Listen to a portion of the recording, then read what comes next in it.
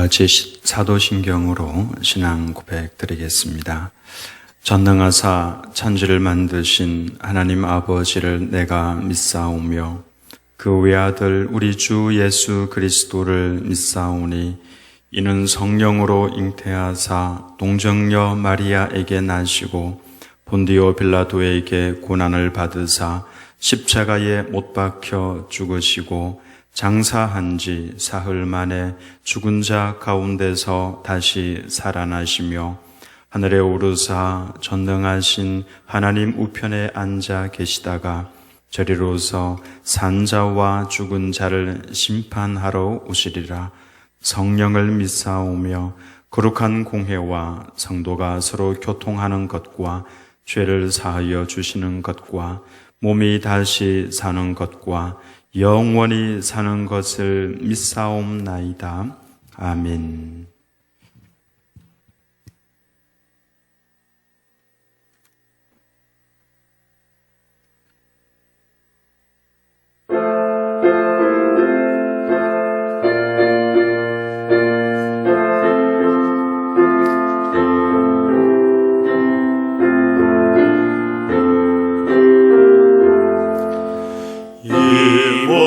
소망 무언가 우리 주 예수뿐일세.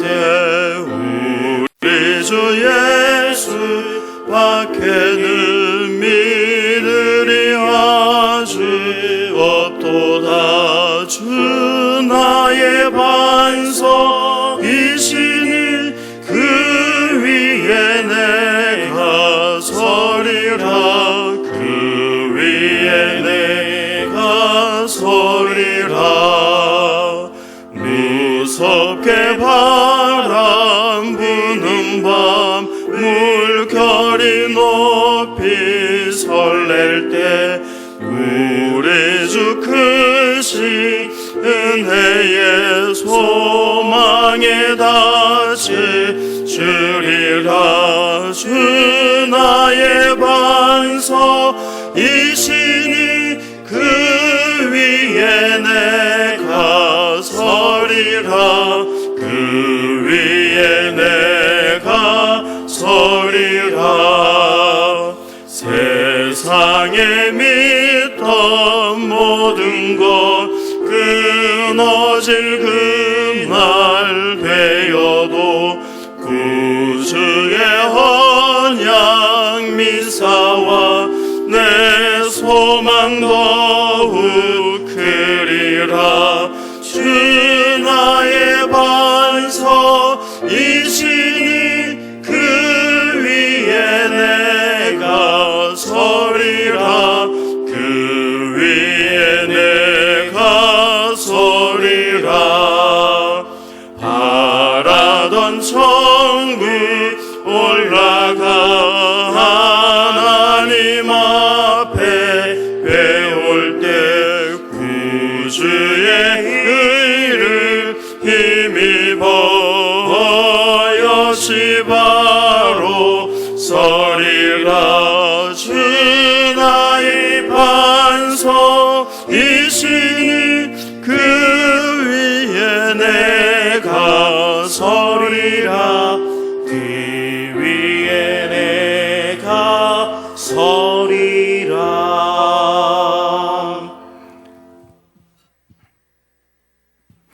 하늘에 계신 우리 아버지여, 오늘 우리에게 거룩한 성일을 맞아 영상 예배로 드림교회 소속 408가정이 모여 온 가족과 함께 예배드리게 하심을 감사드립니다.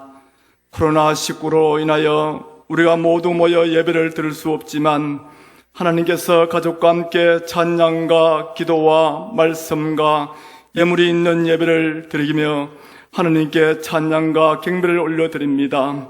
지금까지 우리는 하나님의 은혜의 소중성, 하나님과의 만남인 예배의 소중성, 우리에게 주어진 귀한 성도님들의 소중성이 코로나19로 인하여 우리가 이 부분에 너무 소홀했습니다.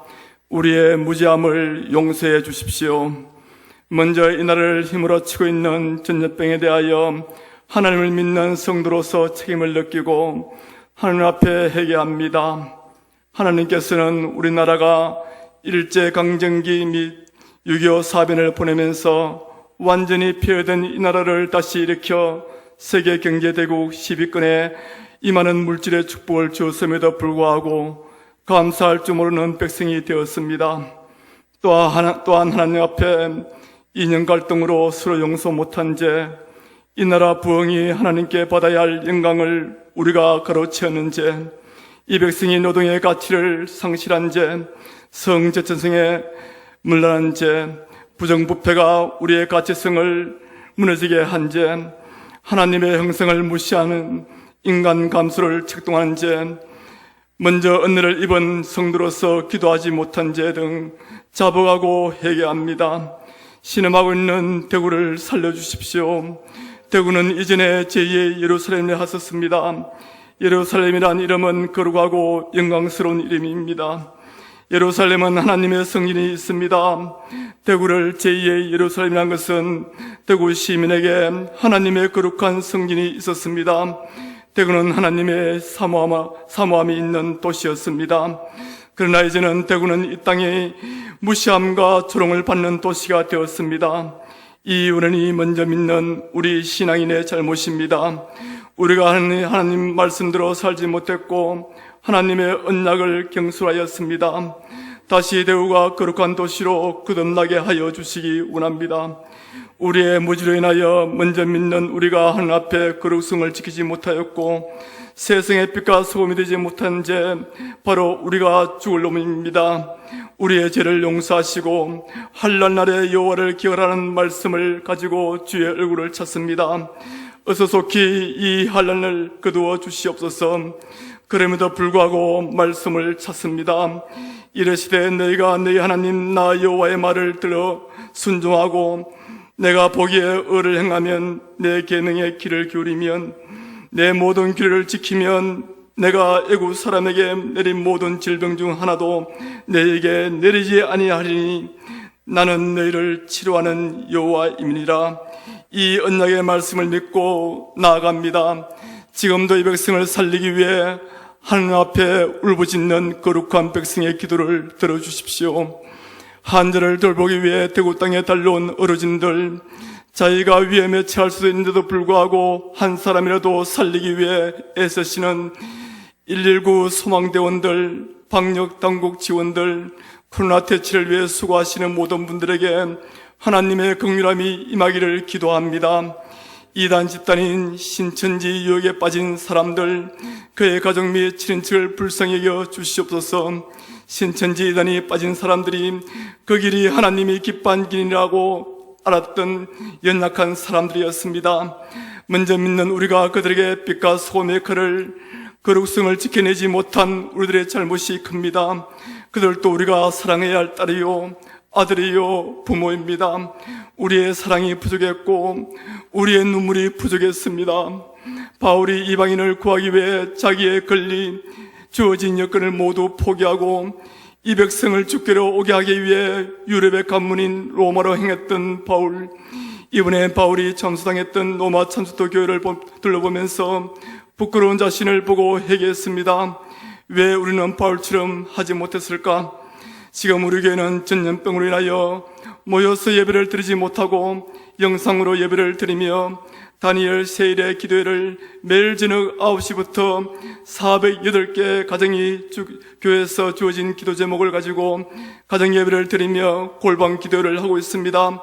이 기도를 통하여 이 민족과 교회와 가정과 우리 자신이 하나님의 얼굴을 찾고 하나님과 회복하는 역사가 일어나기를 원합니다.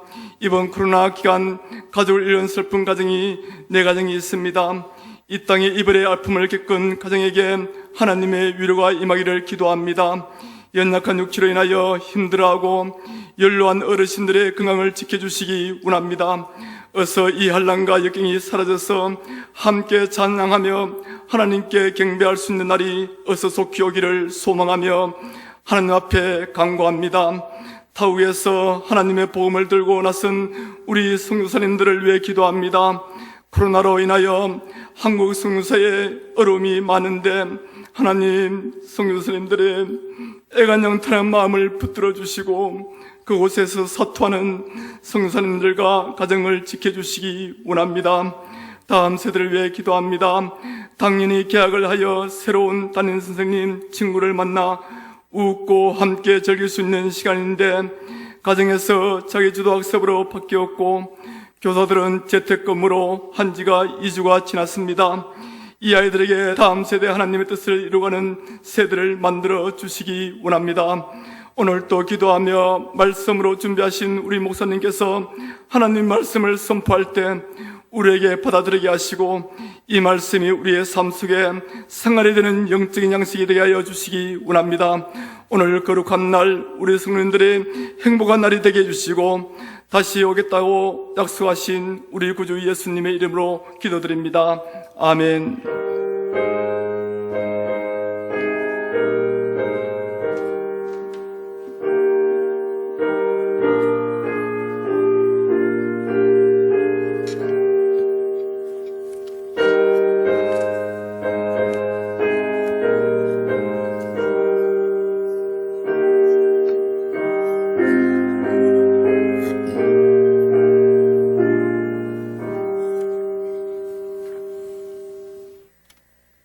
교회 소식 알려드리겠습니다.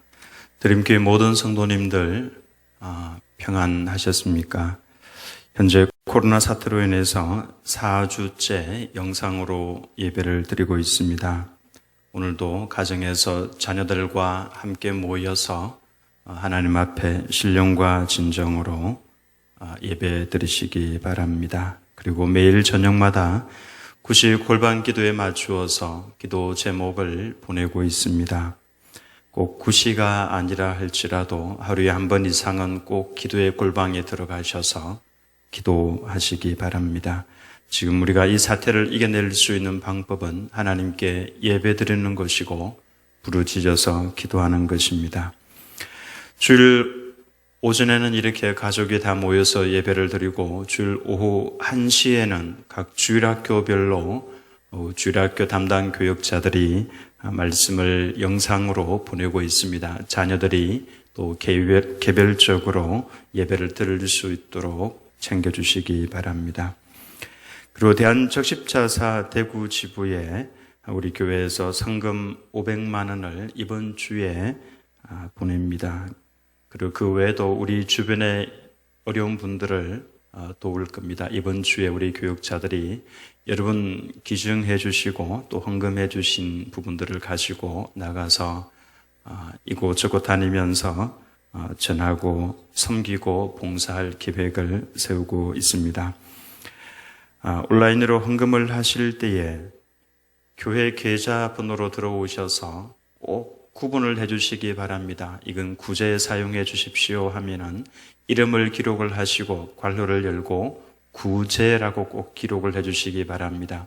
그리고 11조 헌금이면은 11조라고 쓰시고 주일 헌금이면은 주일이라고 감사 헌금은 감사라고 꼭 그렇게 기록을 해주시기 바랍니다. 우리 재정부 부원들이 일을 하면서 이 부분이 기록이 되어 있지 않으면 분류하기가 너무 어렵습니다. 꼭 그렇게 어떤 헌금인지를 간단하게라도 써주시기 바랍니다. 지난주까지 3월 1일부터 3월 7일까지 여러분 헌금하신 온라인으로 헌금하신 분들 명단입니다. 11조 헌금 보시면서 여러분의 이름이 누락이 되어 있으면은 교회로 연락을 해 주시기 바랍니다. 3월 1일부터 7일까지 헌금하신 내역들입니다.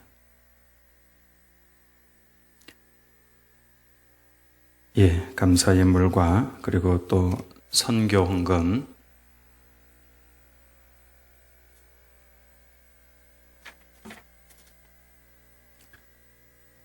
그리고 비정관 건축 헌금과 목적 헌금이 있겠습니다. 누락되신 분들은 꼭 연락을 해 주시기 바랍니다. 그리고 지난주에 장례가 있었습니다. 양향숙 권사 또 추현식 장로 양향숙 권사님의 부친 3월 10일에 하나님의 부름을 받으셨습니다. 저희가 다녀왔습니다. 위로해 주시고 또 격려해 주시기 바랍니다. 다 같이 찬송가 438장 1절을 부르면서 가정에서도 같이 헌금을 하시기 바랍니다.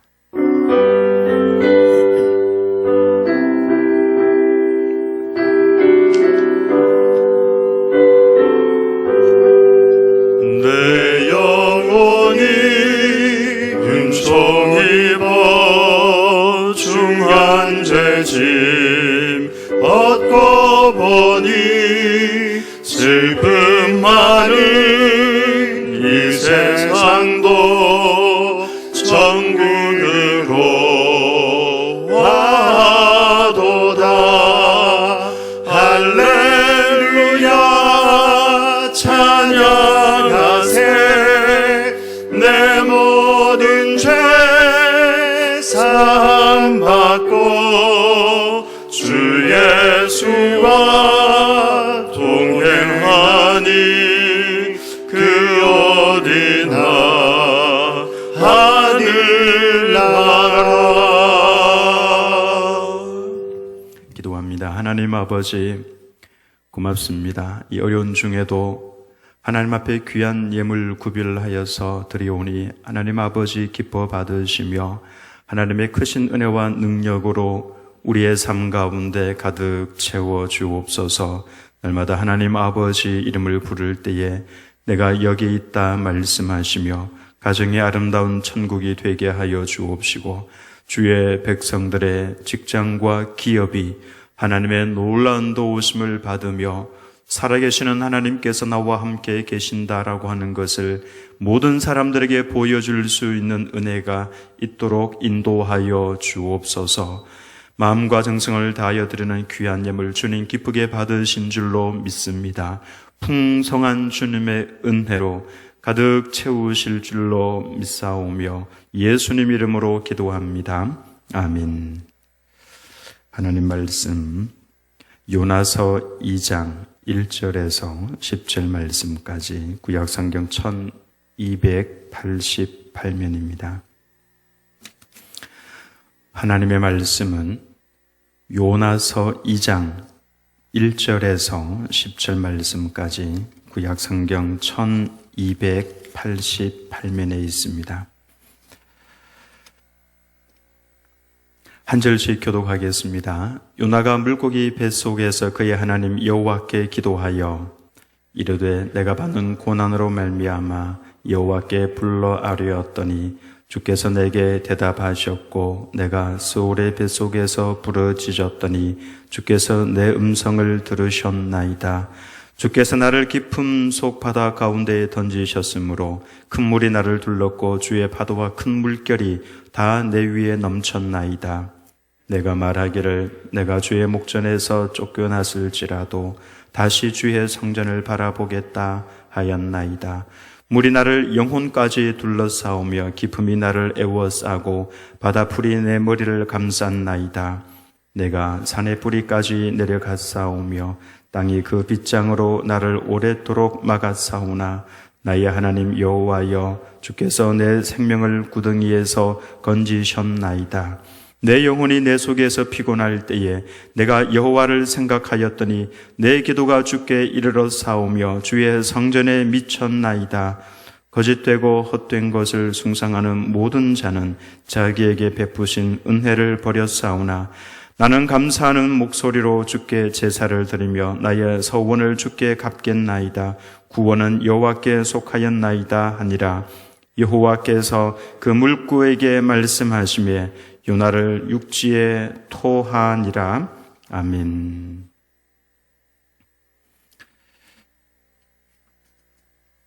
한번 따라서 하겠습니다. 인생의 밤에서 아침으로 가는 길. 오늘 말씀은 인생의 밤을 맞이한 요나가 아침으로 가는 길을 묵상을 해보고자 합니다. 요나서 2장에서 요나가 머물고 있는 곳은 물고기 뱃속입니다. 큰 광풍이 자신의 죄로 인해서 왔다고 하는 것을 알고 있던 요나는 자신을 들어서 그 광풍이 불고 있는 바다 위로 던져라고 요청을 했습니다. 그것이 어떻게 쉬운 요청이었겠습니까? 선원들도 쉽게 동조하기는 어려웠을 겁니다. 그럼에도 불구하고 죽을 것 같아서, 그래서 요나를 들어서 바다에 던졌을 때에 하나님께서는 큰 물고기를 예비하셔서 요나를 삼키게 하셨고 그 속에서 3일을 지내게 하셨습니다. 그런데 과연 사람이 물고기 뱃속에서 3일을 지내다가 살아나온다는 것이 가능하겠습니까? 사실 하나님의 백성들은 이것보다도 더한 것도 믿습니다. 90세 된 할머니가 아기를 낳았다는 말씀도 믿을 수 있고, 그리고 수처녀인 마리아가 아들을 낳았다라고 하는 것도 우리는 다 믿고 있습니다마는 초신자들이나 불신자들은 사실은 요나서에 나오는 이 물고기 뱃속에 들어갔다가 살아나온 이야기 쉽게 믿기는 어려울 겁니다. 근데 역사에 보면은 물고기 뱃속에 들어갔다가 나온 사람들의 이야기가 간혹 기록이 되어 있는 것을 인터넷 뉴스에서 보게 됩니다. 1891년 2월에 제임스 바트레이라고 하는 사람이 남대서양에서 고래를 잡기 위해서 창을 던지다가 빠져서 고래 뱃속에 들어갑니다. 나중에 그 고래를 잡아서 뱃속을 해부했을 때에 고래 위 안에서 이 사람이 살아있는 채로 발견이 되었다라고 하는 기사가 있습니다. 1987년도에도 일본인 미카도 나카모라고 하는 사람이 상어의 뱃속에 삼켜졌다가 그 상어가 토해내는 바람에 살아서 나온 이야기가 있습니다. 이런 사진을 좀 보시면은 조금은 이해가 되실 겁니다. 사진 하나만 보여주시죠. 예. 고래 2마리이고 고래 주변에 개미처럼 보이는 아주 작은 존재가 사람입니다. 고래가 입을 벌리면은 사람은 저 속에 쉽게 들어갈 수가 있고 아마도 그 안에 큰 공간이 있을 겁니다. 요나는 고래의 이 큰 물고기의 뱃속에 들어갔다 그랬죠. 바다의 세계는 우리가 상상하는 것 이상으로 큰 물고기들이 있습니다. 그래서 아마 이런 사진을 보면은 조금은 이해가 될 겁니다. 그리고 우리가 물고기 뱃속 그러면은 신기하기도 하고 때로는 어떤 면에서 낭만적으로 들리기도 합니다만은 실상 물고기 뱃속이 어떤 곳입니까? 오늘 2절 말씀에서 요나는 물고기 뱃속을 가리켜서 스올의 뱃속이다 이렇게 표현을 했습니다. 얼마나 그곳이 힘들었으면 스올이라고 표현을 했겠습니까? 스올은 지옥과 같은 곳이죠. 더 이상 있고 싶지 않은 죽음의 공포가 있고 고통이 있는 곳이 바로 스올이라고 하는 것입니다. 그러니 요나가 머물렀던 물고기 뱃속은 죽음의 공포가 있었고 숨도 쉬기 힘들었을 것이고 칠흑같이 캄캄한 밤과 같은 장소였다라고 하는 것입니다. 6절에 보면은 산의 뿌리에까지 내려갔다라고 표현을 하고 있죠. 히브리인들의 개념에서 산의 뿌리는 지구의 맨 밑바닥을 말하는 것입니다. 더 이상 내려가다가 내려갈 수 없는 곳이 산의 뿌리였던 것입니다. 인생을 살다가 보면은 더 이상 내려갈 수 있는 곳이 없을 정도로 그렇게 밑에까지 인생의 밑바닥까지 내려갈 때가 있습니다. 요나가 바로 그 절망의 상황 가운데 빠져 있다라고 하는 것을 이야기를 하고 있는 것이죠. 근데 여러분, 요나가 왜 여기에 내려갔습니까? 하나님의 음성을 듣고 하나님의 명령에 순종하고 했던 요나가 어떻게 해서 이렇게 칠흑과 같은 어둠의 인생 속에 빠져들게 되었습니까? 놀랍게도 요나서 1장에 보면 그는 하나님의 명령을 받습니다. 물론 그 명령이 요나의 마음에 들지 않았었죠. 원수와 같은 나라에 가서 회개의 복음을 증거하라고 하는, 그래서 그들을 살려주려고 하는 하나님의 의도를 탐탁지 않게 여겼습니다. 적어도 요나는 하나님의 음성을 들을 수 있는 사람이었죠. 그 정도로 영적인 사람이었습니다마는 1장에서 요나는 하나님께 기도했다라고 하는 표현은 전혀 없습니다. 불순종하고 도망을 가고 뺀질뺀질하게 자기 주장만 내세우면서 큰 소리를 치던 사람이 바로 요나였습니다. 이런 사람은 위험합니다. 성도나 교회가 타락을 할 때의 특징을 보면은 이렇습니다. 기도하지 않고 목소리는 큽니다. 그러던 그가 물고기 뱃속에 들어가니까 그곳에서 진실로 엎드려서 기도하는 사람이 되고 진실로 회개하면서 새로운 사람으로 거듭나게 되는 것입니다. 그렇다면은 우리도 산의 뿌리와 같은 인생의 밤속에 떨어지기를 원치는 않지만은 하나님께서는 우리를 새롭게 만들기 위해서 우리를 때로는 스올과 같은 어둠 속으로 던질 때가 있다라고 하는 것입니다. 하나님께서는 당신의 백성들을 그렇게 다루어 가십니다. 여러분, 바다가 어떤 곳인지 아십니까? 저는 한 조금 20년이 더 지났습니다만은 필리핀에 가서 스킨스쿠버를 했던 적이 있습니다. 그곳에 가서 바다에 한 3, 4미터 정도 내려가는 것도 사실은 무서웠습니다. 산소통을 메고 바다 밑에 내려갔는데 그곳에서 우리를 통제하던 사람이 바다 밑에서 그럽니다. 오른쪽을 가리키면서 저곳에는 절대로 가서는 안 된다고. 우리가 바닥에 내려가서 그곳에서 조금만 오른쪽을 보니까 그곳은 밑이 보이지 않는 색깔이 시큼했습니다. 그것 자체가 공포였습니다. 지금도 눈을 감으면 그 생각을 하면 그 공포가, 그 무서움이 막 가슴속에 몰려옵니다. 그런 곳이 바로 바다입니다. 칠흑같이 어두운 곳이죠. 요나가 내려간 산의 뿌리는 칠흑같이 어두운 곳이었습니다. 물고기 뱃속은 빛이 전혀 없습니다. 바로 눈앞에서 손을 올려놓아도 손이 전혀 보이지 않는 곳이 칠흑 같은 어둠이죠. 물고기 뱃속입니다. 그곳에 아무도 없고 아무것도 보이지 않는 곳에 단 한 사람, 요나 자기 자신 혼자 그곳에 던져져 있다라고 하는 사실을 알면서 그것 자체가 공포였고 두려움이었습니다. 그래서 우리는 어두움을 싫어합니다.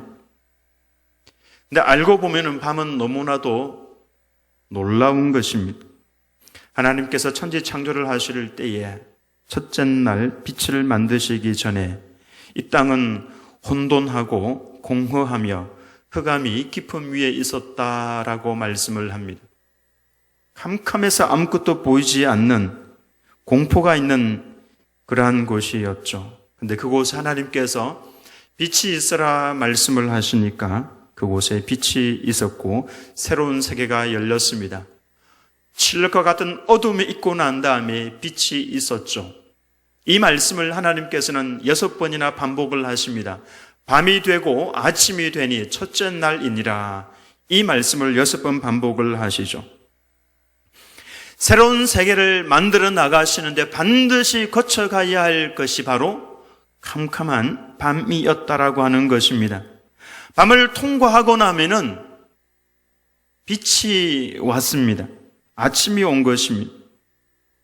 1장에서는 기도하지 않던 요나가 스올이라고 하는 어둠이 찾아왔을 때에 공포심에 두려움에 죽을 것 같아서 그래서 넙죽 엎드려서 그가 기도하고 회개하고 부르짖으면서 하나님께로 가까이 나아갈 수 있었다라고 하는 것이죠. 여러분, 우리가 지금 어둠을 만나서 기도하고 있다고 하지만은 과연 여러분의 그 기도가 요나가 부르짖었던 이 기도와 같을 수 있을까라는 생각을 해봅니다. 과연 지금 우리가 드리고 있는 이 기도가 제대로 된 기도가 맞는지를 한번 생각을 해보시기 바랍니다. 요나는 그곳에 있으면서 꼭 죽을 것 같아서 하나님 이름을 정말로 간절하게 불렀습니다. 그의 인생의 새로운 전환점이 바로 그 인생의 밤 가운데에서 시작이 된 것이죠. 우리 믿음의 선배들도 이러한 밤을 지나면서 그들의 인생에서 새로운 아침을 맞이합니다. 야곱은 에서라고 하는 형이 죽이려고 하는 그 밤에 도망을 치죠. 그러다가 베델 광야에서 돌을 빼게 하고 누워 잠을 자다가 그 밤에 하나님을 만납니다. 그때가 칠흑같이 어두운 밤이었습니다. 20년간 타양 생활을 하다가 고향으로 돌아오고 있을 때에 형이 칼을 차고 있는 병사 400명을 이끌고 그를 죽이려고 달려오고 있다는 소식을 들으면서 그에게는 그 어떤 때보다도 깊은 인생의 밤이 찾아왔습니다. 그 밤에 야곱은 하나님을 만나죠. 그러면서 그의 이름이 이스라엘로 바뀝니다. 그의 인생의 가장 큰 변환점이 바로 밤이었다라고 하는 것입니다. 이처럼 우리는 밤을 싫어하지만 하나님께서는 우리의 인생을 바꾸시기 위해서 밤을 허락을 하십니다. 그 밤을 지나갈 때에 우리가 하나님을 구하고 찾고 부르짖으면은 그 어느 때보다도 하나님을 깊이 경험할 수가 있는 것이죠. 그런 면에서 인생의 밤이 깊어지면 깊어질수록 기회라고 하는 것을 우리는 알아야 합니다. 지금 우리나라뿐만이 아니라 전 세계가 밤을 맞이하고 있습니다. 지난주에 세계보건기구가 팬데믹을 선포를 했습니다. 모든 사람들에게 전 지구촌에 이 바이러스가 퍼져나가고 있다는 것을 인정한 것이죠. 우리는 하나라고 했던 유럽도 각 나라들이 국경을 봉쇄하고 있습니다. 스포츠가 다 중단이 되었죠. 유럽인들은 축구에 목을 메고 사는 사람들입니다. 그런데 그 축구까지도 중단을 했습니다. 미국인들은 야구에 목을 매죠. 그런데 그 야구도 중단을 했습니다. 우리 성도들의 기업도 어려움이 많습니다. 사업 자체가 그냥 멈추어버린 곳도 있습니다. 우리는 인생의 극도의 어려움을 맞이하고 있습니다. 밤입니다. 그런데 인생의 밤에 요나가 하나님 앞에 엎드려서 새로운 삶의 전환기로 만들었던 것에 우리는 주목을 해야 합니다. 하나님께서 우리 인생에 밤을 주신 이유는 한국 교회에게 깨어 있으라고, 하나님을 가까이 하고 부르짖으라고, 때가 가깝다고. 그래서 하나님께서 당신의 백성들을 지금 깨우고 계시는 겁니다.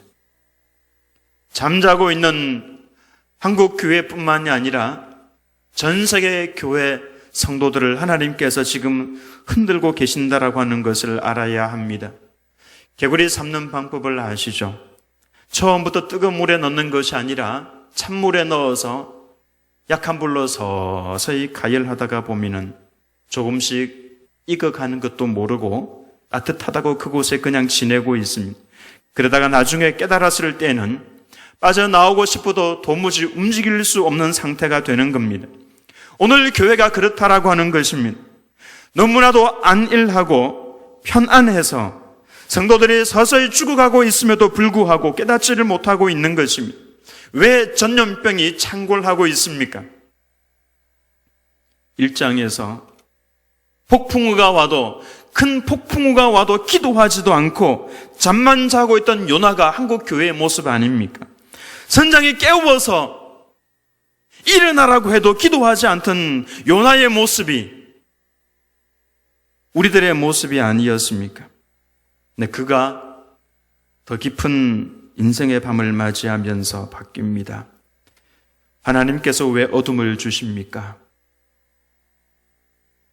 모여서 예배를 드리지 못하는 교회 폐쇄라고 하는 이 초유의 사태가 일어난 것이 여러분 우연처럼 보입니까? 그냥 이렇게 지나가라고 하나님께서 주신 전염병인 것 같습니까? 이러한 때에 우리는 돌이켜야 합니다. 반드시 엎드려서 기도해야 합니다. 하나님의 의도가 바로 이것이기 때문에 그런 겁니다. 왜 굳이 기도 제목을 매일마다 드리는지 아십니까? 우리 만나지는 못하지만은 개인 신앙을 반드시 회복하라고 하나님의 의도가 그 속에 있기 때문에 드리는 겁니다. 부르짖어야 할 때가 지금입니다. 이전에 그냥 힘없이 드리던 그 기도에서 탈피하셔야 합니다. 그냥 기도해서는 안 됩니다. 인생의 밤을 당한 요나가 그곳에서 무엇을 합니까? 1절에 보면 요나가 진짜 기도를 합니다. 요나가 물고기 뱃속에서 그의 하나님 여호와께 기도하여 그랬죠. 물고기 뱃속에서 기도하고 있는 요나입니다. 편안하게 앉아서 기도를 드리는 것이 아닙니다. 걸어가면서 기도하는 것도 아니고 의자에 편안하게 앉아서 드리는 장소가 아닙니다. 물고기 뱃속에서 그가 하나님께 기도했으니까 그의 사활을 걸고 기도한 것입니다. 1장에서는 그렇게 기도하지 않던 요나가 2장에 오면은 그의 마음이 그렇게 간절해 줄 수가 없는 겁니다. 2절 말씀에 보면은 이르되 내가 받는 고난으로 말미암아 여호와께 불러 아뢰었더니, 내가 받는 고난이 어떤 고난입니까? 물고기 뱃속 아닙니까? 스올 아닙니까? 죽을 것 같은 그 환경에서 여호와를 불러 아뢰을 때 그의 마음이 얼마나 간절했겠습니까? 그때 주께서 내게 대답하셨고, 내가 스올의 뱃속에서 부르짖었더니 주께서 내 음성을 들으셨나이다. 내가 스올의 뱃속에서 부르짖었더니, 지금 우리가 있는 이곳이 인생의 밤이라고 할진대 하나님 앞에서 살려달라고 부르짖어야 할 것은 우리 몫이라고 하는 것입니다. 꼭 지옥과 같은 어둠이 있어야 이렇게 불러 아뢰는 요나의 모습, 뒷북을 치고 있는 요나의 모습, 우리들의 모습 아닙니까? 우리가 영적으로 잠들어 있을 때에 우리를 평상시에 그런 기도의 모습이 아니라 더 깊은 기도의 자리로 불러내시기 위해서 하나님께서는 밤을 허락을 하신다라고 하는 것입니다. 결국 요나가 칠흑과 같은 인생의 어둠에서 벗어날 수 있는 방법이 기도였다라고 하는 것입니다. 내려가서 인생의 밑바닥, 가장 밑바닥, 산의 뿌리까지 내려왔지만은 그곳에서도 소망이 있는 것은 하나님의 이름을 부를 수 있는 간절함이 있기 때문에 그런 것이죠. 그 방법 외에는 다른 길이 없습니다. 지금이 바로 우리가 진정으로 하나님 앞에 엎드려서 살려달라고 부르짖어야 할 때가 지금이라고 하는 것입니다. 그냥 지나가서는 안 됩니다. 이렇게 부르짖다가 보니까 요나가 깨달은 것이 있습니다. 3절 말씀에 주께서 나를 깊음 속 바다 가운데 던지셨으므로 큰 물이 나를 둘렀고 주의 파도와 큰 물결이 다 내 위에 넘쳤나이다. 주께서 나를 던지셨다고 고백을 합니다. 1장에 보면은 누가 던졌냐 하면은 선원들이 던졌죠. 아무리 그래도 바다에 죽으라고 던지는 선원들에 대해서 섭섭한 마음이 안 생겼겠습니까? 그런데 선원들이 던졌다라고 표현을 하지 않고 주님께서 던지셨다라고 말을 하고 있습니다. 중요한 것입니다. 사람들에 대한 섭섭한 마음이 전혀 없습니다.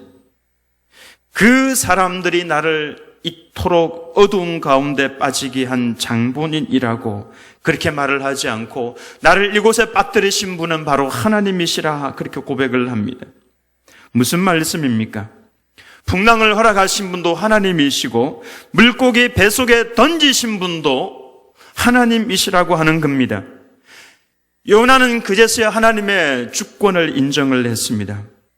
일련의 사건들이 우연히 일어난 사건이 아니라는 것을 알게 된 것이죠. 하나님의 주권 하에서 내가 던져진 것이구나, 이것을 발견했습니다. 여러분들에게 있는 인생의 밤이 우연히 일어난 것이겠습니까? 그 나쁜 사람에 의해서 그래서 억울하게 일어난 것이라고만 생각을 하고 계십니까? 아닙니다. 부르짖고 하나님을 가까이 하다가 보면 깨달아지는 것이 있죠. 하나님께서 하셨다라고 하는 것입니다. 누구를 위해서 허락을 하신 겁니까? 우리 자신들을 위한 것입니다. 나를 깨닫게 하고 하나님을 더 깊이 경험하도록 하기 위해서 하나님께서 손수하신 일들입니다. 9절 말씀을 보면은 나는 감사하는 목소리로 주께 제사를 드리며 나의 서원을 주께 갚겠나이다. 구원은 여호와께 속하였나이다. 구원은 여호와께 속하였나이다. 구원이 무엇입니까? 더 이상 내려갈 수 없을 정도로 내려간 자신의 그 인생을 끌어올릴 수 있는 유일하신 분, 자기를 살릴 수 있는 유일하신 분이 바로 하나님이라고 하는 것입니다. 나를 끌어올릴 수 있는 분이 하나님이시라고 하는 것을 깨닫게 되니까 진짜 기도가 나오는 것입니다. 요나의 기도는 점점 더 커져갔을 겁니다.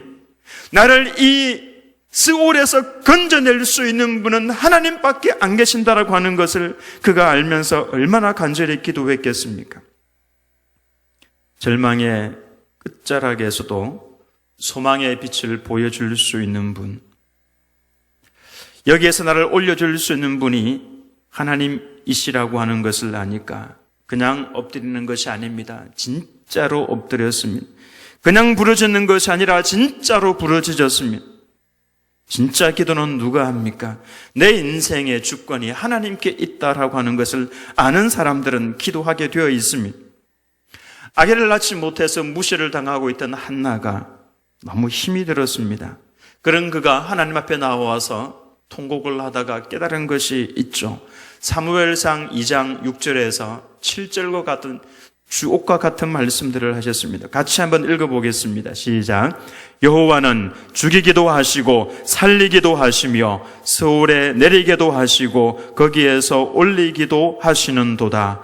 여호와는 가난하게도 하시고 부하게도 하시며 낮추기도 하시고 높이기도 하시는도다.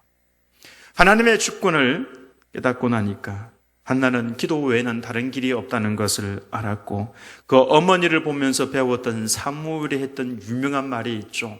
나는 기도 쉬는 죄를 범하지 않겠다라고 했습니다. 물고기의 뱃속에서 무슨 해답이 있겠습니까? 그러나 소망이 없는 그곳에서 주권이 하나님께 있다.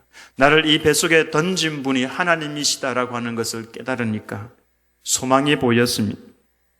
문제 해결의 근원은 주권자이신 하나님이시죠. 그 하나님께 부르짖는 것만이 문제의 해결이라고 하는 것을 우리는 이제 압니다. 요나가 그래서 물고기 뱃속에서 부르짖었습니다. 조용조용 부르짖은 것 아닙니다. 생명이 꺼져가는 상황에서 그가 하나님 앞에 진액을 쏟으면서 부르짖는 것 외에 할 수 있는 것이 없었습니다. 교회와 민족을 위해서 부르짖을 때가 바로 지금이라는 사실을 아셔야 합니다. 2절 말씀에 주께서 내 음성을 들으셨나이다라고 했죠. 아직 아무런 상황이 바뀐 것도 없지만 그가 하나님 앞에 통곡을 하며 회개하고 부르짖고 있을 때에 주께서 내 음성을 들으셨고 회복을 시켜주실 것을 그는 이미 다 느끼고 있었습니다. 이렇게 기도를 해본 사람들은 압니다. 하나님께서 마음 가운데 평강을 주시고 기쁨이 오고 감사가 솟아올라올 때에 이제 괜찮겠구나. 기도하다가 보니까 깨닫는 것이 있었습니다. 4절 말씀을 보면은 내가 말하기를 내가 주의 목전에서 쫓겨났을지라도 다시 주의 성전을 바라보겠다 하였나이다. 이 상황을 가리켜서 요나는 내가 주의 목전에서 쫓겨났다라고 표현을 하고 있습니다. 즉 하나님의 징계라고 하는 것입니다. 하나님께서 회초리를 들어서 나를 때리고 계신다라고 하는 것을 그는 분명하게 알았습니다.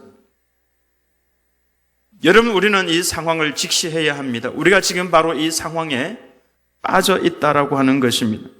하나님의 목전에서 쫓겨난 우리들입니다. 한국 교회에 대해서 예배로 모이면 벌금을 300만 원을 물리겠다라고 행정명령을 내린 도시가 3군데나 됩니다. 물론 기독교인들의 항의로 인해서 철회를 했지만은 있을 수 없는 행정명령을 내린 행정당국을 보면서 무슨 생각을 합니까? 내일은 경기도에서 교회가 예배를 드리기 위해서 모이면 공문을 보내서 감찰하겠다라고는 도무지 있을 수 없는 표현들을 하고 있습니다. 말세에 모이기를 힘쓰라고 주님 명령을 하셨는데 그렇게 하지 못하는 이 상황을 여러분들은 어떻게 보십니까? 알고 보면은 인정하기 싫겠지만은 하나님에게서 쫓겨난 것입니다. 물론 하나님께서 쫓아낸다고 해서 버리신다는 표현은 아닙니다. 하나님 아버지의 회초리를 맡고 있다라고 하는 것입니다. 한국 교회의 모습을 보면서 그냥 지나가서는 안 되는 이유가 여기에 있는 겁니다.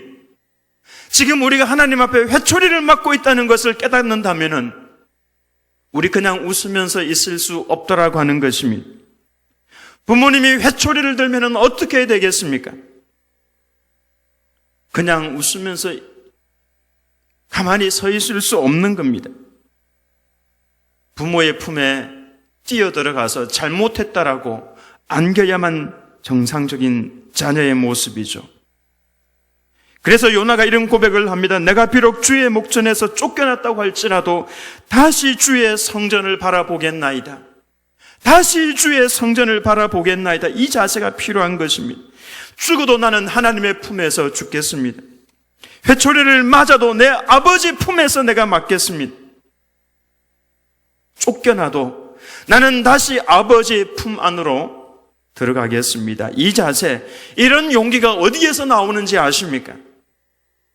회초리를 들고 있는 아버지 앞에서는 우리가 예의를 갖춰서는 안 됩니다. 그 아버지의 품 안으로, 맞아도 품 안으로 뛰어 들어가야 되는 용기를 가져야 되는 것이죠.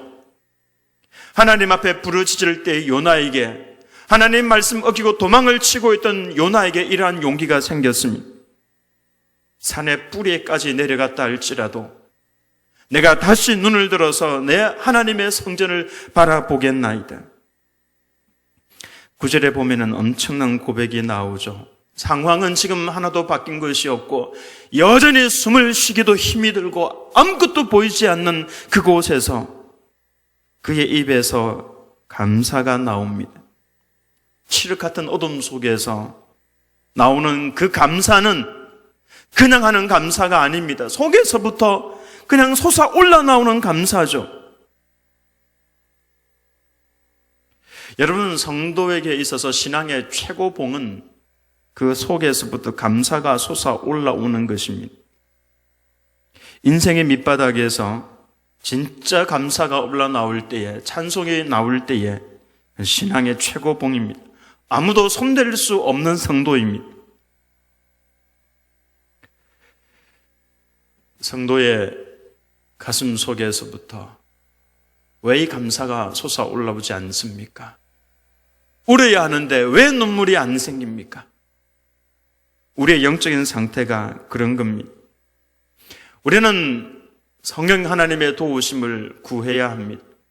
왜냐하면 우리 힘으로 할 수 없는 것이 너무나 많기 때문에 지금 이 상황에서 부르짖어서 기도하는 것도 잘 되지 않는 마당에, 눈물도 잘 나오지 않는 마당에 무엇을 할 수가 있겠습니까? 회초리를 맡고 있으면서도 그것이 무엇인지를 잘 알지 못하고 지나가고 있는 한국교회의 모습이 아닙니까? 우리가 하나님 앞에 도움을 요청을 해야 합니다. 성령 하나님께서 내 마음을 사로잡아 주시고 지금 이 시대, 이 상황에서 하나님께서 원하시는 모습대로 나를 만들어 주옵소서. 그 기도가 필요합니다. 속에서 진짜 감사가, 찬송이 흘러나올 때에 10절의 역사가 일어나는 겁니다. 여호와께서 그 물고기에게 말씀하시며 요나를 육지에 토하니라. 주권이 하나님에게 있는 겁니다. 여호와께서 물고기에게 말씀하시는 그 순간을 기다리고 계시는 거죠. 그때가 언제입니까? 상황은 바뀌지 않았지만은 통곡하고 회개하면서 주권이 하나님께 있다는 것을 알고 하나님 앞에 엎드려 간구하면서 회초리를 맞더라도 난 주님 품 안에서 맞겠다라고, 그때 속에서부터 감사가 흘러나오는 그 순간 하나님께서 기다리고 계셨다가 말씀을 하시죠. 물고기야, 요나를 토해내라고, 육지에 토해내라고. 그러고 보니까 다니엘도 죽음 앞에서 바로 이 감사를 했다라고 하는 것을 알 수가 있죠. 다니엘 6장 10절 말씀입니다. 기가 막힌 말씀이죠. 같이 읽습니다. 시작. 다니엘이 이 조스의 왕의 도장에 찍힌 것을 알고도 자기 집에 돌아가서는 윗방에 올라가 예루살렘으로 향한 창문을 열고 전에 하던 대로 하루 3번씩 무릎을 꿇고 기도하며 그의 하나님께 감사하였더라. 이 기도를 드리면 사자굴에 던져질 것을 뻔히 알고 있으면서도 그 마음속에서 감사가 흘러나왔다라고 하는 것입니다. 어쩌면 다니엘이 드렸던 이 기도는 이제 내 인생의 마지막 기도일지도 모른다라고 하는 그 위기의식 앞에서 그의 기도가 얼마나 간절했겠습니까? 목숨을 걸고 하는 그 기도는 큰 소리로 나오든 작은 소리로 나오든 그 기도는 간절한 것이고 하나님은 그것을 너무나 기쁘게 받으십니다. 근데 그 기도의 내용이 그의 하나님께 감사하였더라. 신앙의 최고봉입니다. 결국 사자굴에 던져졌지만은 그는 그곳에서 하나님을 경험을 하고 살아서 나옵니다. 코로나에 우리가 움츠려 있지 말고 하나님께 부르짖어야 합니다. 이것만이 살 길임을 안다면은 우리는 부르짖을 수밖에 없습니다. 어제 드렸던 기도와 이 말씀을 알고 난 이후에 드리는 기도는 달라야 합니다. 하나님 앞에 부르짖을 때 깨달아지는 것이 있죠. 이 일은 하나님께서 허락하신 것이구나. 구원도 하나님께 있다는 것이고 주권도 하나님께 있다는 것이고 지금 내가 하나님께 회초리를 맞고 있다는 것도 깨달아질 것입니다. 회초리를 맞아도 하나님의 품속에 들어가서 맞아야 되겠다라고 하는 것을 알게 될 것이고 이 모든 것을 알고 나니까 가슴 깊숙한 곳에서 감사와 찬송이 흘러나오더라고 하는 것입니다. 그제서야 주님께서는 이제 됐다라고 하시면서 상황을 바꾸시면서 그 캄캄한 요나의 인생에 빛을 주시죠. 물고기 뱃속에서 나와서 태양빛을 보았을 때에 그 태양빛이 보통 빛이었겠습니까? 얼마나 감격스럽고 얼마나 감사한 빛이었겠습니까? 우리 모두에게 지금 인생의 어둠을 지나가고 있는 우리 모두에게 이와 같은 하나님의 역사들이 요나에게 일어났던 이와 같은 일들이 다 일어나기를 예수님의 이름으로 축원합니다. 다 같이 찬송하겠습니다. 괴로울 때 주님의 얼굴 보라. 찬송합니다.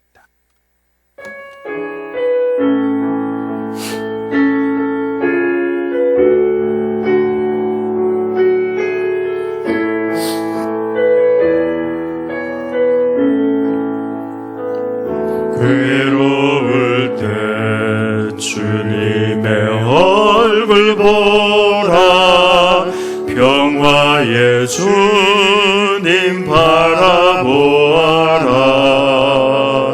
세상에서 시달린 친구들아, 위로의 주님 바라보아라. 눈을 들어 주를 보라.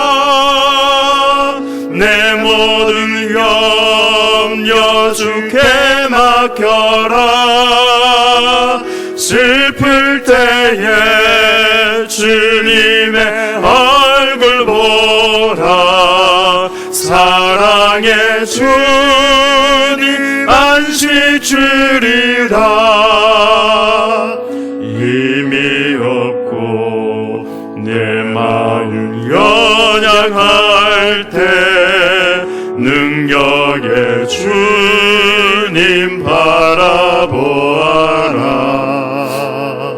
주의 이름 부르는 모든 자는 힘주시고 늘 지켜주시리. 눈을 들어 주를 보라.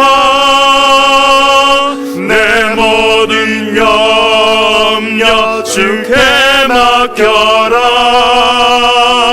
슬플 때 주님의 얼굴 보라. 사랑의 주님 안식 주리라. 힘이 없고 내 마음 연약할 때 힘이 없고 내 마음 연약할 때 능력의 주님 바라보아라.